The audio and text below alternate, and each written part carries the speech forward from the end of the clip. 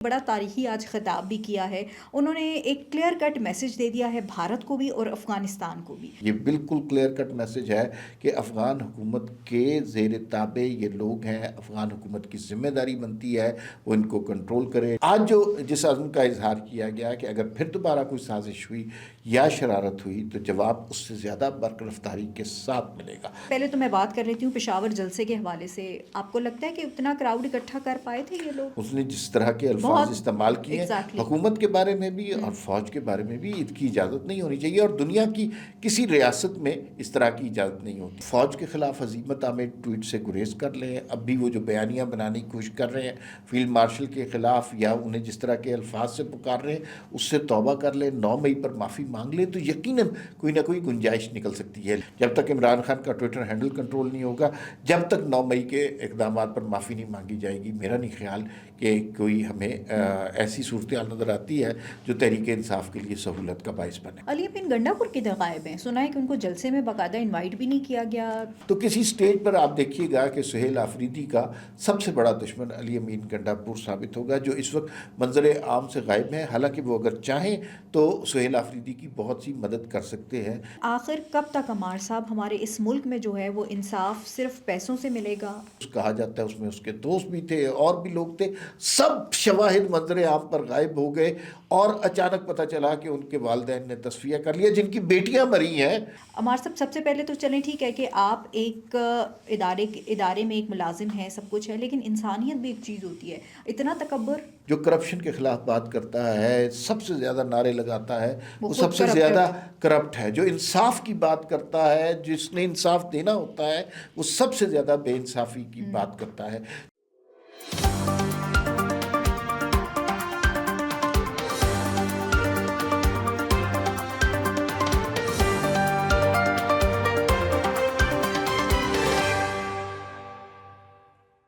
अस्सलाम वालेकुम, मैं हूँ आपके साथ रिमशा आरिफ और आप देख रहे हैं प्रोग्राम बी टॉक। हमारे साथ मेरे साथ मौजूद हैं नाज़रीन। आज हमने देखा कि CDF तारीख़ में पहली दफ़ा जो है उनको ये ओहदा मुतारिफ़ करवाया गया और उसके बाद जो है वो आज तमाम मुसल्लह अफवाज के सरबराहान ने उनको गार्ड ऑफ ऑनर पेश किया और उसके बाद जो है वो फ़ील्ड मार्शल आसिम मुनीर ने उनसे ख़िताब भी किया। ख़िताब में उन्होंने क्या कहा, किसको एक क्लियर कट मैसेज दिया गया कि पाकिस्तान की तरफ अगर आँख उठा के भी देखा तो अब जो है वो ज़्यादा बर्क रफ्तार से जवाब दिया जाएगा। और उसके बाद जो है वो कल हमने देखा कि पेशावर में जलसा होता है और उसके बाद एक प्रेस कॉन्फ्रेंस भी होती है। Good cop bad cop PTI actually खुद खेल रही है, वो सारा मामला क्या है इस पे बात करेंगे। और अली अमीन गंडापुर जो हैं वो कहाँ पे गायब हैं, इस हवाले से बात होगी। और फिर हमने देखा कि एक जज के बेटे ने 2 बच्चियों को कुचल दिया और उसके बाद जो है वो अभी ये कहा जा रहा है कि उनकी फैमिली ने उनको माफ़ कर दिया है। ये क्या स्टोरी है जिस पे बात करेंगे कि इंसाफ इतना सस्ता हो गया है इस मुल्क में। और उसके बाद जो है कल डकी भाई ने अपने 100 दिन जो वो रह के आए हैं उसके उन्होंने कोई होशरुबा इंकशाफात किए हैं, बड़ी दुख भरी कहानी उन्होंने सुनाई है। वो सारा मामला क्या है आज इसी तमाम तर सूरत हाल पर बात होगी। वेलकम टू द शो अमार साहब। Thank you.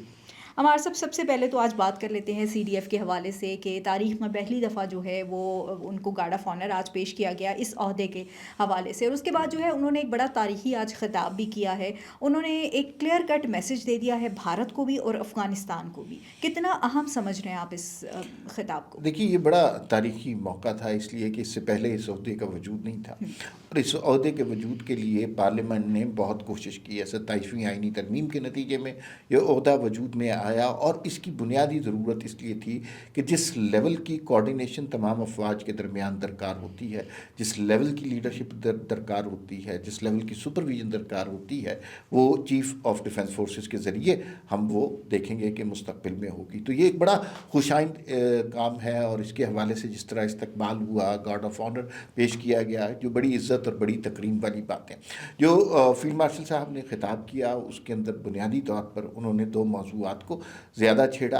अपने ओहदे के हवाले से ही बात की कि ये फ़ौज के निज़ाम के लिए एक बहुत अहसन इक़दाम है, लेकिन जो अफ़गानिस्तान के हवाले से और भारत के हवाले से बात की वो तो बड़ी वाज़े है और सिग्निफिकेंट है कि अफ़गान हुकूमत ने अब फ़ैसला करना है कि वो अमन के साथ हैं या खारजियों के साथ हैं। ये बिल्कुल क्लियर कट मैसेज है कि अफ़गान हुकूमत के ज़ेर ताबे ये लोग हैं, अफ़गान हुकूमत की ज़िम्मेदारी बनती है वो इनको कंट्रोल करे। TTP के वहाँ पर ठिकाने हैं, उनकी ज़िम्मेदारी داری افغان حکومت پر عائد ہوتی ہے. ہم اس بات کا اندیا بہت دفعہ دے چکے ہیں کہ اگر افغانستان کی جانب سے پاکستان میں در اندازی ہوئی تو پاکستان اس کے جواب دے گا اور سخت جواب دے گا. تو ایک تو پیغام اس اہم موقع پر افغانستان کو دیا گیا. دوسرا پیغام آپ نے خود بھی اس کا ذکر کیا بھارت کے حوالے سے تھا. اب سب کو پتہ ہے کہ بھارت کو بڑی عبرتناک شکست ہوئی بنیان المرصوص میں اور 7 طیارے ان کے گرائے گئے.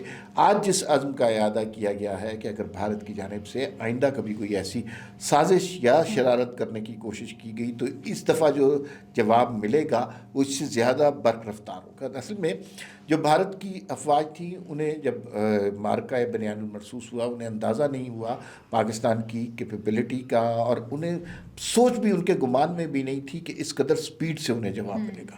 آج جو جس عزم کا اظہار کیا گیا کہ اگر پھر دوبارہ کوئی سازش ہوئی یا شرارت ہوئی تو جواب اس سے زیادہ برق رفتاری کے ساتھ ملے گا. تو یہ بہرحال ایک ولولہ انگیز حوصلہ افزا پیغام تھا جو اس موقع پر بہت ضروری تھا. اس سے افواج پاکستان, ریاست پاکستان اور حکومت پاکستان کو بھی تقویت ملی. بالکل ایسا ہی, اور انہوں نے ایک بڑا اپنے جو باقی ساتھی تھے ان کو بھی اعتماد میں لیا کہ اب ہم اس طرح سے کام کریں گے.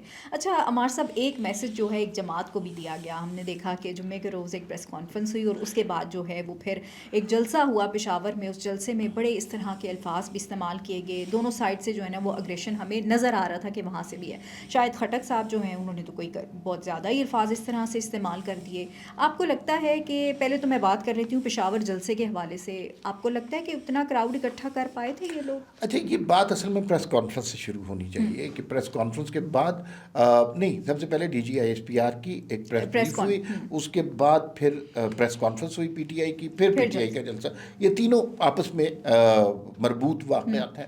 D G I S P R کا غصہ بڑا واضح تھا, ان کی باڈی لینگویج بڑی کلیئر تھی اور انہوں نے واضح طور پر کہہ دیا کہ اب اس طرح کی کوئی جو فوج کے حوالے سے اور ریاست پاکستان کے حوالے سے کسی قسم کے ہزیمت آمیز ٹویٹ یہ سب کچھ برداشت نہیں کیا جائے گا. بظاہر نام نہیں لیا گیا عمران خان کا, لیکن فوکس گفتگو کا عمران خان ہی تھے اور ایک طرح سے بڑی سخت وارننگ دی گئی. اور جو لہجہ جو زبان استعمال کی گئی تاریخ میں کبھی آئی ایس پی آر میں اس طرح کی زبان استعمال نہیں کی گئی. اس کے نتیجے میں 2 رد عمل سامنے آئے پی ٹی آئی کی جانب سے. ایک تو مقامی طور پر جو سوشل میڈیا ہے وہ خاموش ہو گیا اور انہیں پتہ چل گیا کہ اب کوئی بچت نہیں ہے. لیکن جو لوگ ملک سے باہر بیٹھے ہیں انہوں نے کافی غلیظ کیمپین چلائی اور D G I S P R کے والد کے حوالے سے بھی ایک انتہائی فضول کیمپین انہوں نے آغاز کی جو کہ سراسر لاغو اور جھوٹ ہے. لیکن اس کے بعد پولیٹیکل پارٹی کے طور پر پی ٹی آئی نے آپ نے دیکھا ایک پریس کانفرنس کی. پریس کانفرنس میں اچھی میٹھی میٹھی باتیں کی, مفاہمت کا پیغام دیا گیا, دوستی اور امن کا اعادہ کیا گیا, لیکن یہ ادھورا پیغام تھا. جلسے کے اندر جو گفتگو کی گئی وہ بہت زیادہ زہر آلود تھی اور اس کو بعض جگہ غور سے دیکھا سنا گیا ہے, اور مجھے نہیں لگتا کہ اب اس طرح کے جلسوں کی اور اس طرح کی گفتگو کی اجازت دی جائے گی. یہ تو ایسے لگ رہا ہے کہ جیسے شاہد خٹک کی تقریر کی آپ بات کر رہی ہیں, اس نے جس طرح کے الفاظ استعمال کیے ہیں حکومت کے بارے میں بھی اور فوج کے بارے میں بھی, اس کی اجازت نہیں ہونی چاہیے اور دنیا کی کسی ریاست میں اس طرح کی اجازت نہیں ہوتی. تو مجھے یوں لگتا ہے کہ پی ٹی آئی 2 طرح کی پالیسی چلنے کی کوشش کر رہی ہے, گڈ کاپ بیڈ کاپ والی. لیکن مجھے یوں لگتا ہے کہ اب بیڈ کاپ کی گنجائش نہیں رہی, اب گالی دینے کی گنجائش نہیں رہی, ہزیمت آمیز ٹویٹ کرنے کی گنجائش نہیں رہی. اب اگر آپ کو فیصلہ کرنا پڑے گا کہ آپ ریاست پاکستان کے ساتھ ہیں, امن کے ساتھ ہیں, افواج پاکستان کے ساتھ ہیں, یا آپ دوسری جانب کھڑے ہوئے ہیں, یہ واضح کرنا پڑے گا. اچھا عمار صاحب, جیسے ہم نے دیکھا کہ اسد کیسر, سلمان اکرم راجہ, بیرسٹر گوہر اور ان لوگوں کو دیکھا کہ یہ ہمیشہ مذاکرات کی بات کرتے ہیں اور یہی کہتے ہیں کہ فوج سے ٹکراؤ ٹھیک نہیں ہے. اب ہمیں یہ بھی خبریں سننے میں آ رہی ہیں کہ پی ٹی آئی کی وہ قیادت بھی خوش نہیں ہے, وہ اتفاق نہیں کری کہ ہم فوج کو اس طرح سے گالی دیں یا اتنا اگریشن شو کریں. دیکھیے بہت سارے ایسے ہمارے پاس انسیڈنٹس ہیں جہاں پر عمران خان کو بہت سارے سین لوگ جنہوں نے مشورہ دیا کہ آپ فوج سے ٹکر نہ لیں, آپ ریاست پاکستان کے خلاف بات نہ کریں, آپ اینٹی اسٹیبلشمنٹ چاہے ہو جائیں لیکن اینٹی اسٹیٹ ہونے کی ضرورت نہیں ہے. اور اس کا ایک ثبوت وہ تھا کہ جیل سے بہت سارے لوگ جو پی ٹی آئی کے لیڈران تھے, جو قید تھے, انہوں نے خط عمران خان کو لکھا تھا اور اس خط میں یہی لکھا تھا کہ آپ ریاست سے ٹکر مت لیں, آپ اپنی سیاست ضرور کریں, بند گلی میں مت چلے جائیں, اور اگر آپ بند گلی میں چلے جائیں گے تو واپسی کا رستہ کوئی نہیں اب ہے. تو بند گلی میں چلے گئے نا, اب تو کوئی رستہ نہیں. یہی وہ سمجھاتے تھے. اب بھی جو لوگ ہیں میرے خیال میں سیاسی جماعتوں کے پاس اگر وہ سیاسی دانش مندی سے کام لیں تو ان کے پاس گنجائش ضرور ہوتی ہے. عمران خان اب بھی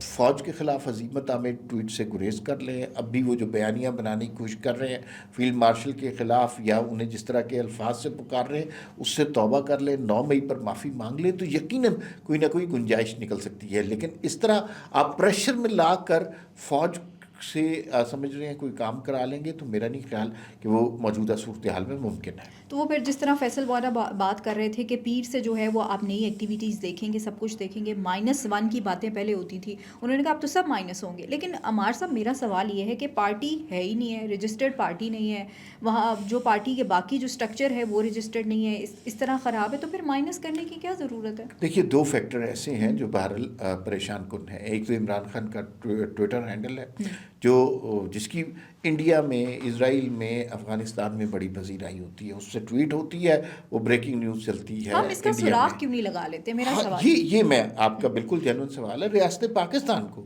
اس پہ کام کرنا چاہیے. یہ ایسے نہیں ہو سکتا کہ آپ کو پتہ ہی نہ چلے. آپ کی ڈونلڈ ٹرمپ سے اتنی ملاقاتیں ہو رہی ہیں, ایلن مسک سے کوئی رابطہ کر کے, ٹویٹر کی انتظامیہ سے رابطہ کر کے کہ یہ وہ ٹویٹر ہینڈل ہے جس سے ہیٹ سپیچ کریٹ ہو رہی ہے, اس کو بند کرنا چاہیے. بالکل ایسا ہی ہے. دوسرا بات یہ ہے کہ باہر بیٹھا ہوا جو سوشل میڈیا ہے نا تحریک انصاف کا, وہ بڑے پرابلم کریٹ کر رہا ہے. وہ اپنے طرف سے تو ڈالر جنریٹ کر رہے ہیں اپنے لیے, لیکن تحریک انصاف کے لیے بہت زیادہ پرابلم ہو جاتی ہے. اور انہیں عمران خان کی اچھی خبر نہیں چاہیے, انہیں عمران خان پر تشدد کی خبر چاہیے, انہیں عمران خان پر ظلم اور جبر کی خبر چاہیے, کیونکہ یہ مسئلہ زیادہ بک رہا ہے نا.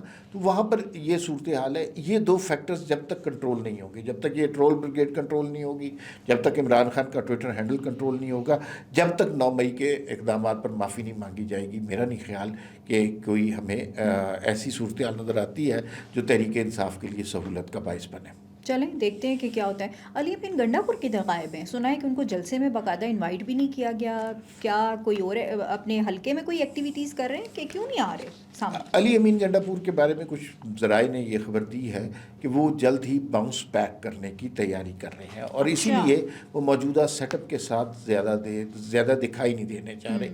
اس لیے کہ یہ سیٹ اپ جو ہے یہ بڑا لوگوں کو لگتا ہے کہ زیادہ دیر چلنے والا سیٹ اپ نہیں ہے, کیونکہ سہیل آفریدی صاحب حالانکہ دولی پالیسی کر رہے ہیں, ایک طرف کچھ بات کر رہے ہیں, ایک طرف کچھ بات کر رہے ہیں, لیکن ان کی کچھ باتیں بڑی ناگوار بھی گزری ہیں. تو کسی سٹیج پر لوگوں کو یہ ریئلائز ہوگا کہ علی امین گنڈا پور جو کام کر رہے تھے وہ سہیل آفریدی سے زیادہ تھا. تو انٹرنل پارٹی کی پالیٹکس ہیں, یہ سلسلہ چلتا رہتا ہے, ایک دوسرے کی ٹانگیں کھینچتے رہتے ہیں ہر پارٹی میں.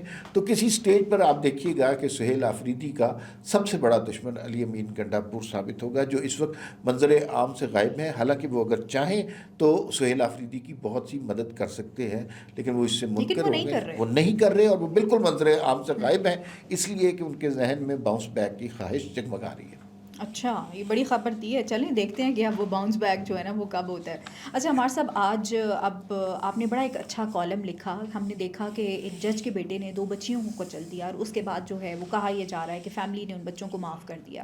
لیکن آخر کب تک عمار صاحب ہمارے اس ملک میں جو ہے وہ انصاف صرف پیسوں سے ملے گا؟ 2-3 باتیں اس کیس میں بہت امپورٹنٹ ہیں.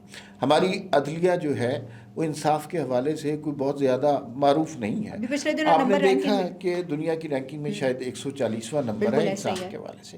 میں بہت سارے ایسے لوگوں کو جانتا ہوں کہ جن کے کیسز کئی نسلوں چلے, جنہوں نے کیس کیا وہ مر کھپ گئے, بیٹے پوتے پوتیاں, تب جا کر ان کا فیصلہ ہوا. 20 سال ایسے کیسز ہیں جس میں گواہوں کی پیشی کی نوبت تک نہیں آئی.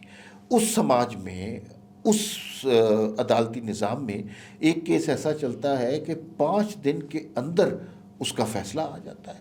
اور وہ اس لیے فیصلہ آ جاتا ہے کہ ایک جج کا بیٹا ہوتا ہے جو ایک ایسی گاڑی, V8 گاڑی, جو غریب آدمی زندگی شاید اس کا خواب بھی نہیں دیکھ سکتا, بغیر نمبر پلیٹ بھی اس کی مشکوک ہے, اس کے نیچے وہ کچل دیتا ہے. آپ اسلام آباد میں کسی کونے میں کوئی حرکت کریں, ہر جگہ کی CCTV فوٹیج آپ کو مل جاتی ہے. ایک 16 سال کا بچہ جو کچل دیتا ہے 2 بچیوں کو، اسکوٹی پر بیٹھی ہوئی بچیوں کو، غریب بچیوں کو، اس کی فوٹیج نہیں آ رہی، نہ کسی پلازے کے پاس سے آئی، نہ کسی سیف سٹی اسلام آباد کے نعرے لگانے والوں کی کہیں سے فوٹیج نکلی. تو یہ ایک تو بہت بڑی بے ایمانی ہے. دوسری بات یہ ہے کہ کہا جاتا ہے اس میں اس کے دوست بھی تھے اور بھی لوگ تھے، سب شواہد منظر عام پر غائب ہو گئے، اور اچانک پتہ چلا کہ ان کے والدین نے تصفیہ کر لیا، جن کی بیٹیاں مری ہیں اور وہ حلال رزق کماتے ہوئے وہاں پر گئی تھی، اور ان کو کچل دیا گیا، قتل کیا گیا.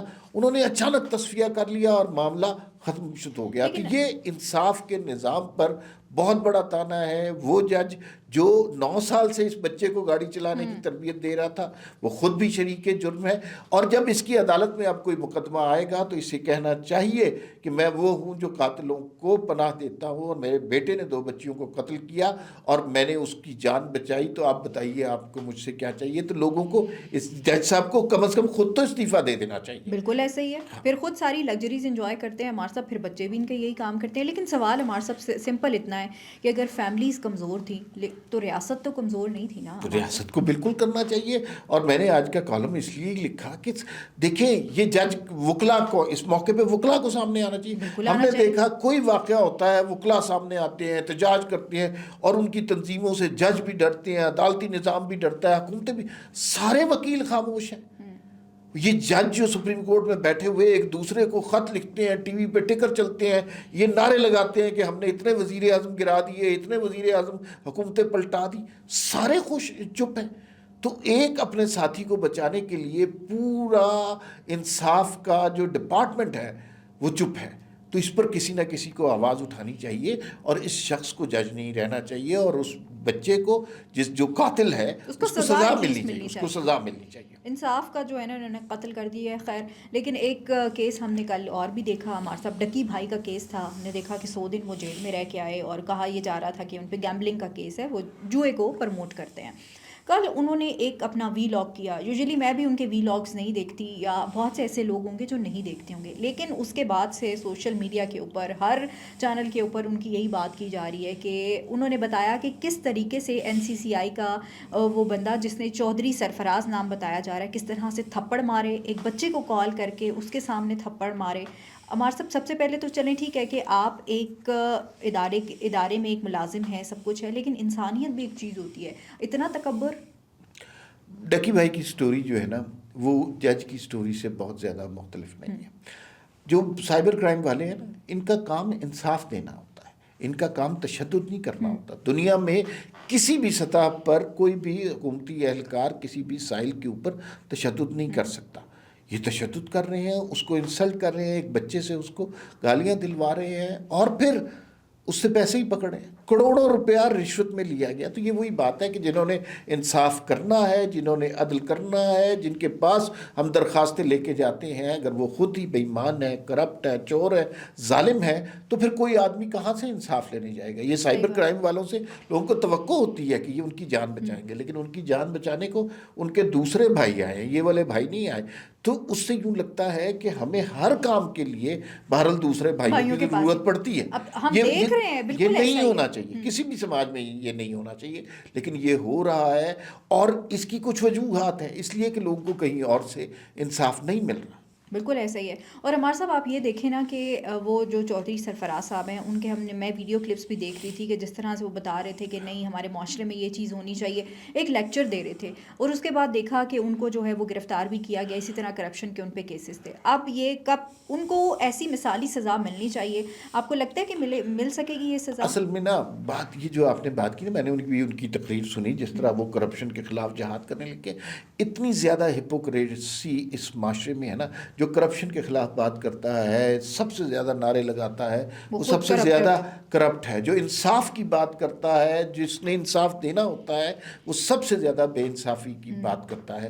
جو ہے لوگوں کی حالات بہتر کرنے کی بات کرتا ہے، وہ لوگوں کے سب سے زیادہ حالات خراب کرنے کی کا موجب ہوتا ہے. تو یہ اس سوسائٹی میں بہت سارے پرابلمس آ گئے ہوئے ہیں جو میرے خیال میں درست ہونے چاہیے. اگر نہیں درست ہوں گے تو مجھے نہیں پتا حکومتیں کس سٹیج پہ کیا کرتی ہیں، لیکن معاشرہ سماجی اور اخلاقی طور پر کلیپس کر جاتا ہے. تو یہ جیسے سرفراز صاحب ہیں جنہوں نے یہ تشدد کیا، پیسے پکڑے، ان کو جب تک نشان عبرت نہیں بنایا جائے گا، یہ ڈپارٹمنٹ بھی سدھرے گا نہیں اور اس معاشرے کو بھی سبق نہیں ملے گا۔ بالکل ایسے ہی ٹرینڈ سیٹ کرنا ہوگا۔ بہت شکریہ ہمارے ساتھ وقت دینے کے لیے۔ ناظرین، پاکستان جو ہے وہ اب اونچی اڑان تو بھر چکا ہے، اللہ کرے کہ یہ اڑان جو ہے وہ مزید آگے ترقی کرتی رہے۔ اسی کے ساتھ مجھے اور ہمارے سب کو اجازت دیجیے۔ اللہ نگہبان، پاکستان زندہ باد۔